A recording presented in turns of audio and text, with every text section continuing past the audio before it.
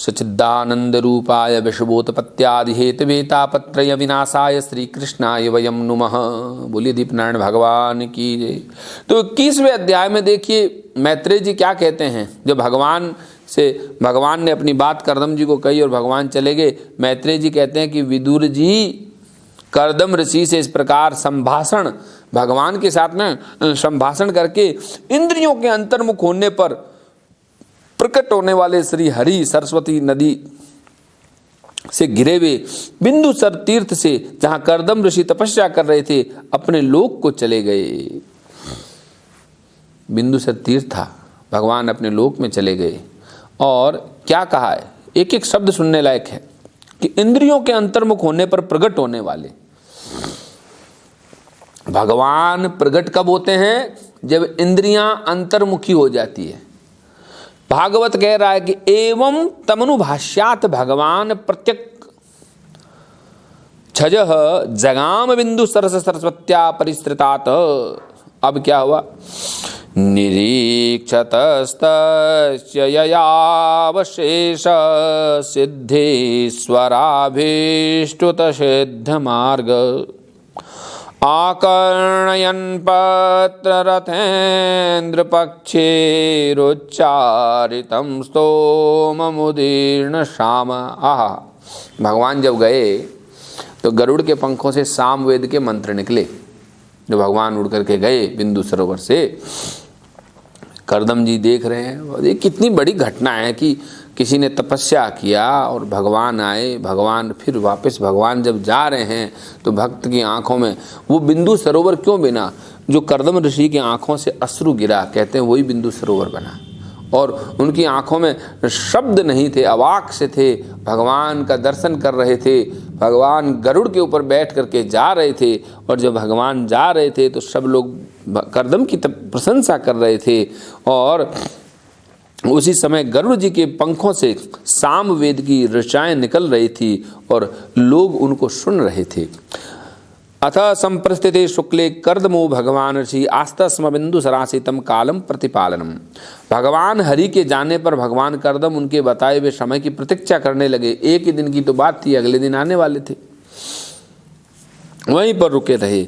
मनु चंदनमास्थाय शातकौंभ परिच्छदम आरोप्य स्वाम दुहितरम सभार्य पर्यटन महिम। मनु जी भी महारानी शत्रुपा के साथ सोने के रथ पर सवार होकर के अपनी कन्या को बिठा करके पृथ्वी पर विचरते हुए आए। उसी दिन शांति प्राण महर्षि कर्दम के आश्रम पर पहुँचे। तस्मिन् स्वधन्वनि भगवान यत समादिशत उपायादम आश्रमम पदम मुनि शांत व्रतश्च यत यस्मिन् भगवतो नेत्रान्यपतन् अश्रुबिंदवः कृपया श्रम परितश्च प्रपन्ने अर्पितया वृषम। कर्दम जी का स्वभाव बहुत शांत बताया, बहुत शांत स्वभाव के थे कर्दम जी। और जल से भरा हुआ बिंदु सरोवर वह स्थान था। अपने शरणागत भक्त कर्दम के प्रति उत्पन्न हुई करुणा के वशभूत भगवान के नेत्रों से आंसुओं की बूंद गिरी। और वह तीर्थ बड़ा पवित्र है।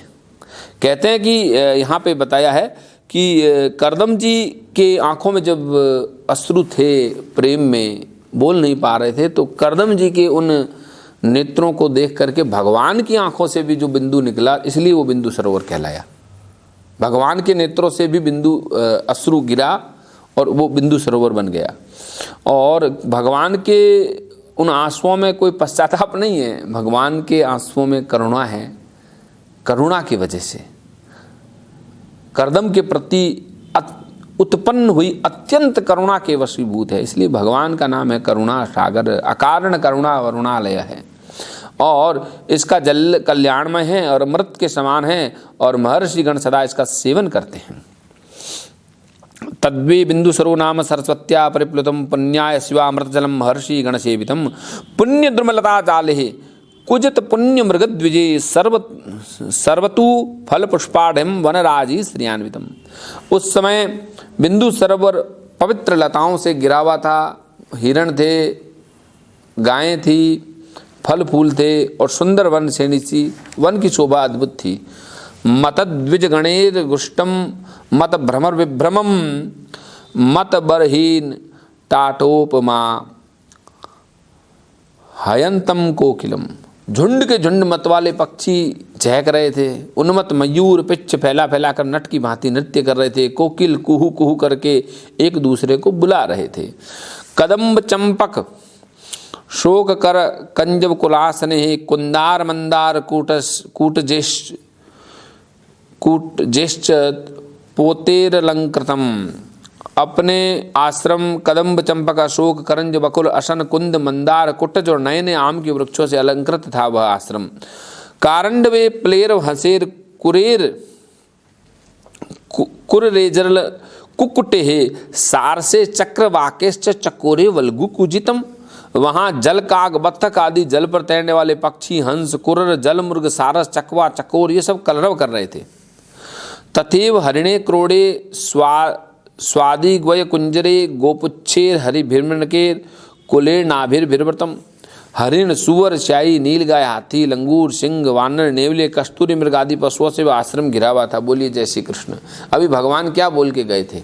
भगवान बोले कि तुम समस्त जीवों के प्रति जब करुणा से भरे रहोगे तो ये वही जीव हैं जिनके प्रति हमको करुणा से भरना है। ये उसी प्रकृति का वर्णन है जिस प्रकृति में परमात्मा को पाया जा सकता है।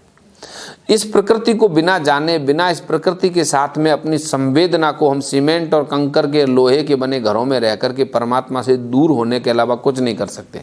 इसलिए ये वन का जीवन है। चाहे भगवान श्री कृष्ण 12 वर्ष तक वनों में रहे, भगवान श्री राम 14 वर्ष तक वनों में रहे। यही तो राज है कि हमको ये महापुरुष हमें बताते हैं कि वनों में रह करके भी हम उस वनराज को, उस ठाकुर को जान सकते हैं।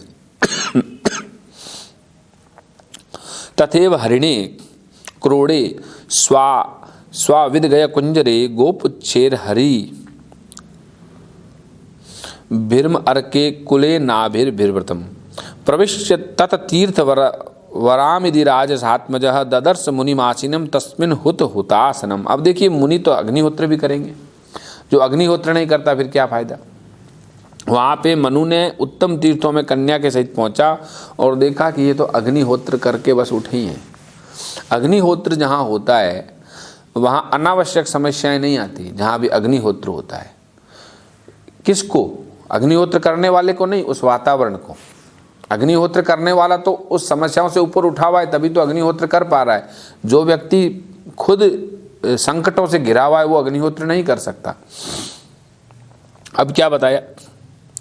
विद्योतमानम वपुषा तपस्यु उग्र युजाचिरम नातिछामम भगवत स्निग्धावांग अवलोकनात् त्वदहया हृतामृत कला पीयूष श्रवणेन च। बहुत दिनों तक उग्र तपस्या करी थी, शरीर तो सूख गया था लेकिन तेजस्वी थे। हाँ, कुछ बाहर का श्रृंगार मेकअप थोड़ी करते हैं ऐसे ऋषि।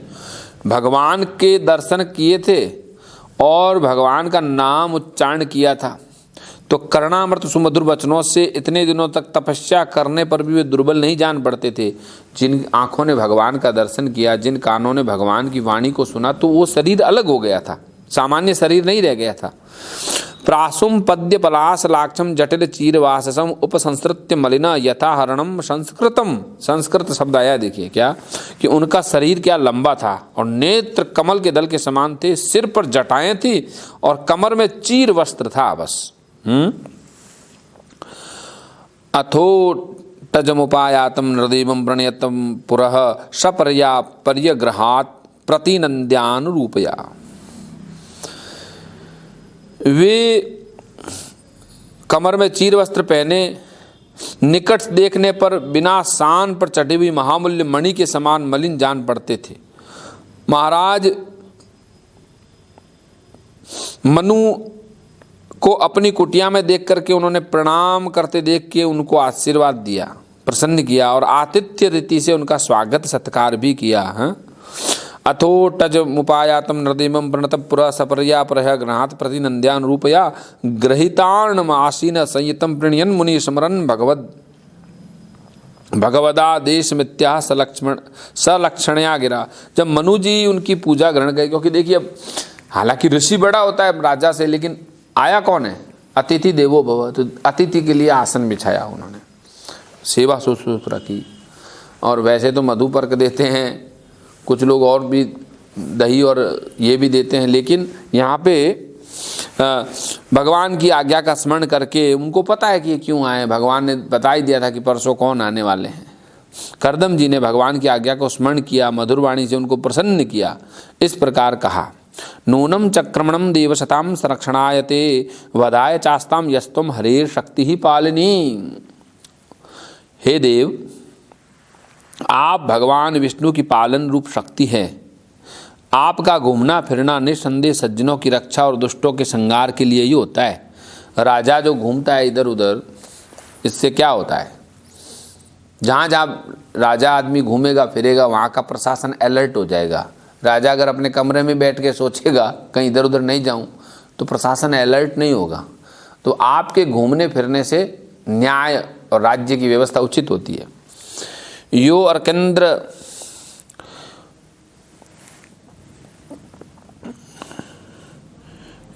अर्केन्दु गृन्द्रवायुनाम यम धर्म प्रचेतसाम रूपाणि स्थानम आदत्से तस्मै शुक्लाय ते नमः। हे भगवान, आप विष्णु जी का ही रूप हैं। भिन्न भिन्न कार्यों के लिए सूर्य, चंद्र, अग्नि, इंद्र, वायु, यम और धर्म और आदि का रूप धारण कर लेते हैं, इसलिए आपको नमस्कार है। यो अर्केंद्र, आप सूर्य भी है, इंद्र भी है, वायु भी है, यम भी है, धर्म भी है और प्रचेता भी है, इसलिए आपको तस्मै शुक्लाय ते नमः, इसलिए आपको जीते जागते वरुण भी हम आपको मानते हैं, धर्म भी मानते हैं, आपको नमन है। इसलिए राजाओं को इस मंत्र से नमन किया जाना चाहिए। न यदा रथमास्थाय जेत्रम मणि गणार्पितम विस्फूर्ज चंडको रथेन त्रासयन नधान। आप मणियों से जड़े हुए अपने इस जयदायक रथ पर सवार होकर के अपने प्रचंड धनुष की टंकार करते हुए उस रथ की घरघराहट से पापियों को भयभीत कर देते हैं। और स्वसैन्य चरणम क्षुणम वैप्यन मंडलम भुव विकर्षण भृति सेना पर्यटस्य श्रुमानिव तदेव सेतव सर्वे वर्णाश्रम निबंधना भगवद्रचिता राजन भिद्यरेन बतदस्युभि। और आप ऐसा नहीं करोगे अगर, यानी कि अपनी शक्ति का प्रदर्शन नहीं करोगे नाथ, तो क्या होगा? चोर, डाकू, ये लोग क्या करेंगे? वर्ण और आश्रम की मर्यादा को नष्ट कर देंगे। इसलिए आपको अपना शक्ति प्रदर्शन, अपना शौर्य, बल, सेना, विजय पताका को लेकर के इधर उधर घूमने से सब बढ़िया रहता है। ये बातें अभी इधर उधर की कर रहे हैं, बात तो रिश्ते की होनी है, शादी होनी है, लेकिन ये बात कौन कर रहे हैं? कर्दम जी कर रहे हैं। कर्दम जी क्या कह रहे? तदेव सेतव सर्वे वर्णाश्रम निबंधना भगवद्रचित्ता राजन विद्येरन बतदस्युभि अधर्मश्चैव समेधेत लोलु पेव्यर अंकुशे निर्भिः सयाने त्वयि लोकोयम दस्युग्रस्तो विनंक्षति। यदि आप ऐसे नहीं करोगे तो चारों तरफ अधर्म फैल जाएगा। संसार की ओर से निश्चिंत हो जाए यदि राजा, तो लोग दुराचार में फंस जाएंगे। इसलिए आपको कभी संसार की ओर से निश्चित नहीं होना चाहिए। अब देखिए पॉइंट पे आगे क्या कह रहे हैं? अथापि पृच्छेत्वाम वीर यदर्थत्वमिहागतः तद्वयम निर्विलकेन प्रतिपद्यामहे हृदा। अरे तो भी वीर वर, मैं आपसे पूछता हूँ कि इस समय आपका आगमन यहाँ किस प्रयोजन से हुआ है? मेरे लिए जो आज्ञा होगी उसे मैं निष्कपट भाव से सहर्ष स्वीकार करूँगा। यानी मैं तो प्रजा हूँ, आप तो राजा हैं। ये इसको बोलते हैं गोपनीयता। अभी बोले हाजी मैंने तो पूजा करी थी, भगवान मेरे यहाँ आए थे, मुझे पता है कि आप अपनी बेटी का रिश्ता लेके मेरे यहाँ आए हो। तो बोले हो गए, ऐसे आदमी से क्या अपनी बेटी की बात करूं जो खुद ही पॉपकॉर्न की तरह तवे पे बैठा है, लाओ लाओ बेटी से मेरे विवाह कर दो। यानी विवाह उस वर से होता है जिसके मन में इच्छा हो, लेकिन वो उस इच्छा के ऊपर राज कर सके। ये ब्राह्मण, वो क्षत्रिय है ना, तो कैसे होगा विवाह? ये तो प्रथम विवाह है, और वो भी ब्रह्मावर्त के चक्रवर्ती सम्राट महाराज मनु की सबसे ज्येष्ठ पुत्री देवहूति के साथ में कर्दम ऋषि का विवाह है। तो कर्दम ऋषि बता रहे हैं कि आप क्या हैं हम ये जानते हैं, लेकिन उनको पता है कि भगवान विष्णु ने कह दिया, लेकिन अभी तक कोई ऐसी बात नहीं कि यही है मर्यादा, यही है धर्म और यही है नीति। अगर इसका पालन, यानी परमार्थ में तो बहुत अच्छे थे ही करदम जी, लेकिन व्यवहार में भी बहुत अच्छे थे। ये लोक व्यवहार का उन्होंने मर्यादा के साथ में पालन किया। अब 22वें अध्याय में मनु जी बताएंगे कि वो यहाँ क्यों आए हैं। तब तक के लिए आप सबको जय श्री कृष्ण। बोलिए श्री वृंदावन बिहारी लाल की जय, श्री दीपनारायण भगवान की जय।